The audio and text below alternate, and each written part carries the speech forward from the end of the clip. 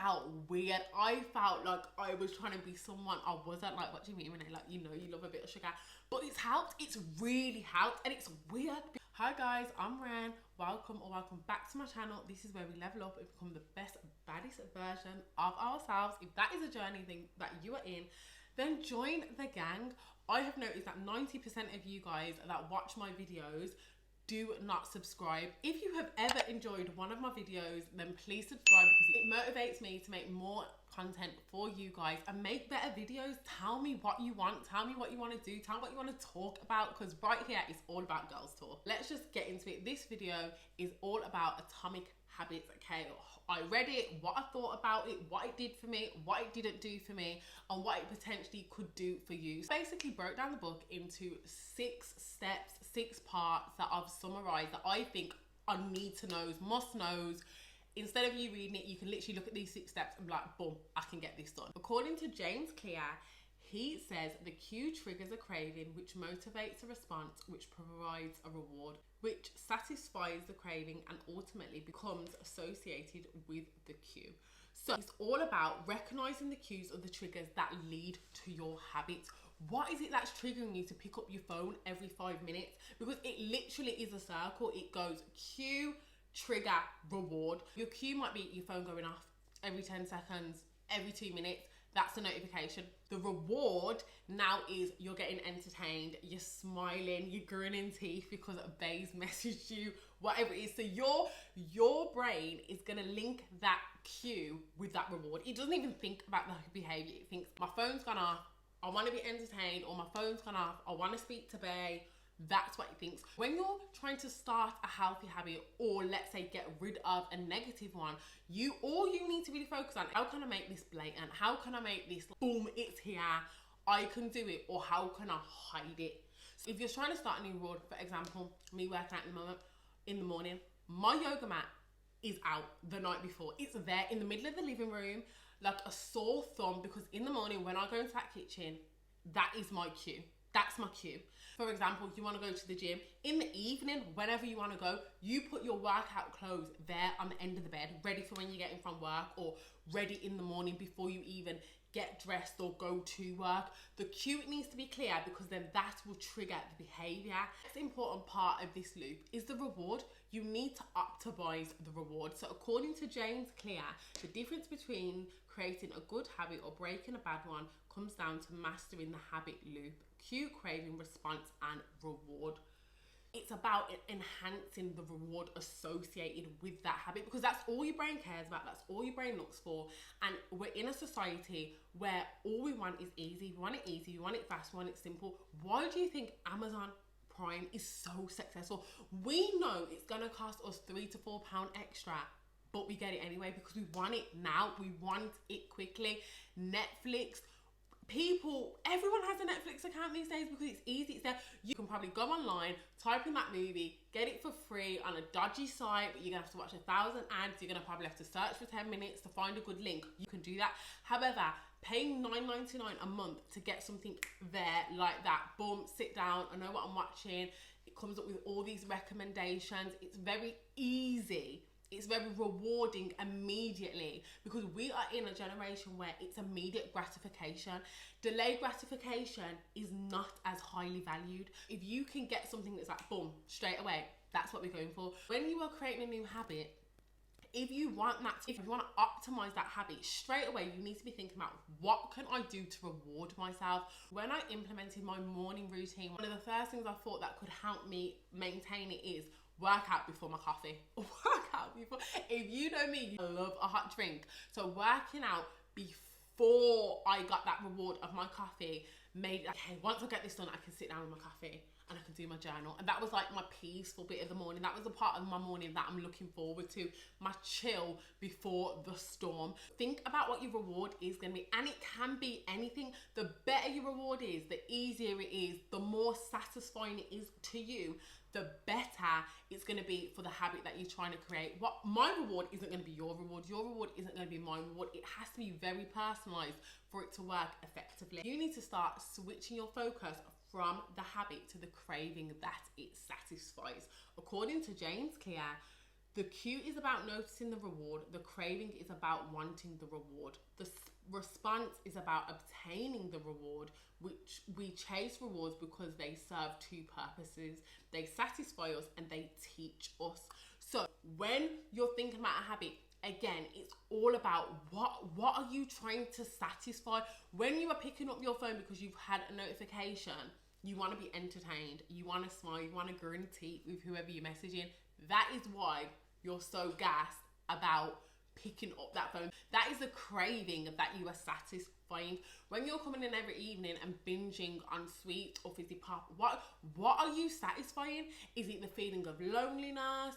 Is it feeling depressed? Is it like your comfort? Once you identify what craving you're satisfying, how can I swap that out? What else can you do on an evening when you come home from work and you feel stressed, instead of opening a bottle of wine, instead of having a whole cake or sweets or whatever it is to yourself? How can you feel good? Could you go and have a hot bubble bath?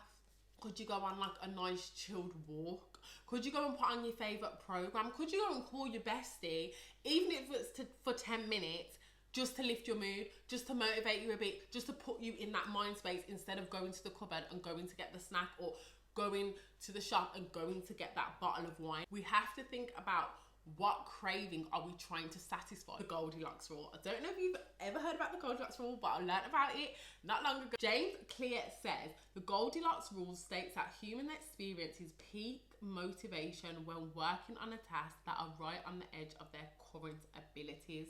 This is all about response modification. How can we adapt a habit to make it as easy as possible? Back to my example about Netflix and Amazon Prime. Go make it easy. I can't miss the mat. I can't miss the mat. To the point where I'm at a point where, because I want to work out in the morning, I will go to bed in something I can work out in. A little shorts, a little vest top, something comfortable, but something that I don't even have to change in the morning, because I'm not going to the gym and I'm just doing it in my living room. That is me making it easier.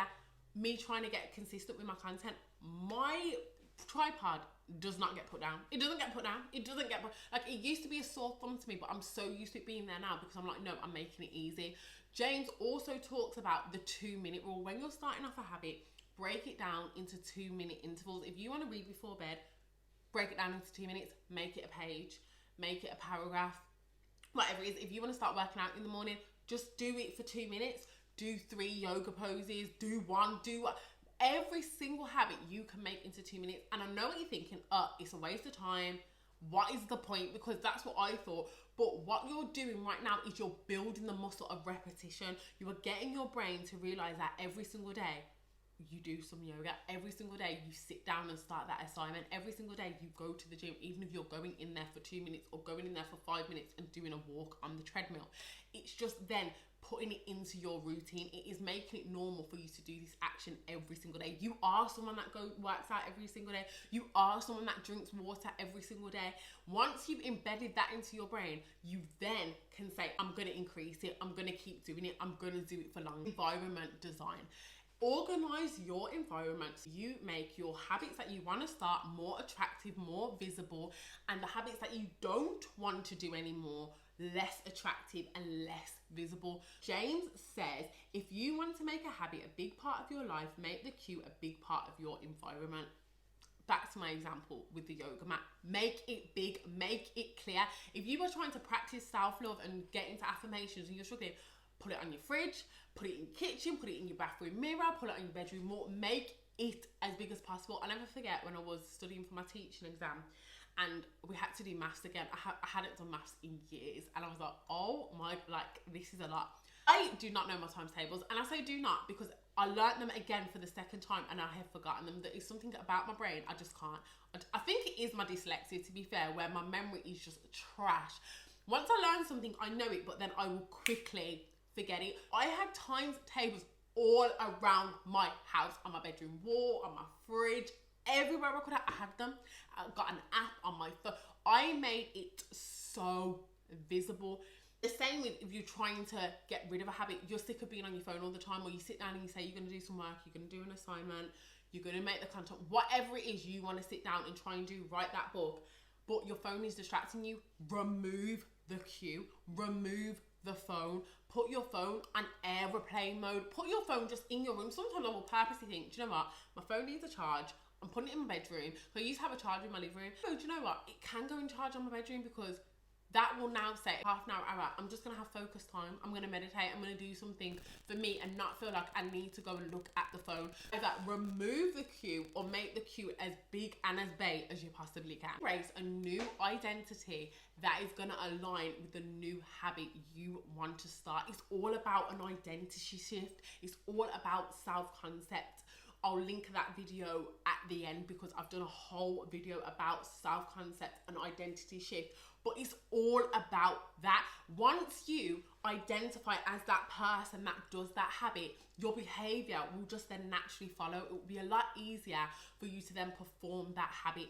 James Clear says, every action you take is a vote for the type of person you wish to become. Every time you're thinking about, am I going to have that chocolate or am I going to have that apple? Who are you trying to be? Are you trying to be a gym girlie? Are you trying to be a wellness girlie? Are you trying to be healthy? Are you trying to be a hot girl for summer? Who are you trying to be? Are you someone that wants to work out? Are you someone that has written a book? Are you trying to identify as an author? When I was cutting out sugar, I kept finding myself and people asked me, oh, do you want a cake? Do you want this? Whatever. I'm trying not to eat sugar. And it was just struggling. It was just, I just really wasn't getting anywhere with it. It was a battle of, am I going to have the discipline today? And when you are fighting with discipline every single day, more times than not, it's going to win. You're going to lose the battle because it's a lot of effort. For us to succeed at something, it has to be easy. I decided that I was going to make an identity shift. Instead of when someone offers me a cake or a dessert or whatever and I say I'm trying not to eat sugar, I'd say I don't eat sugar. What happened? It felt weird. I felt like I was trying to be someone I wasn't. Like, what do you mean, Renee? Like, you know, you love a bit of sugar.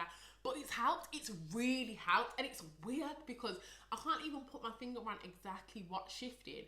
But I'm like, I don't eat sugar. And I just say nothing. Like, expecting someone to like hold me up about it and be like, what do you mean? But no, I don't. They're like, I feel better. I feel confident. I feel like, oh yeah, like this who you're trying to be. And it has helped. So identify it as that new person you're trying to be that correlates with that new habit that you're trying to embed. Guys, I hope you found this video useful. Please comment below and tell me, what habit are you trying to start or trying to get rid of? Bye.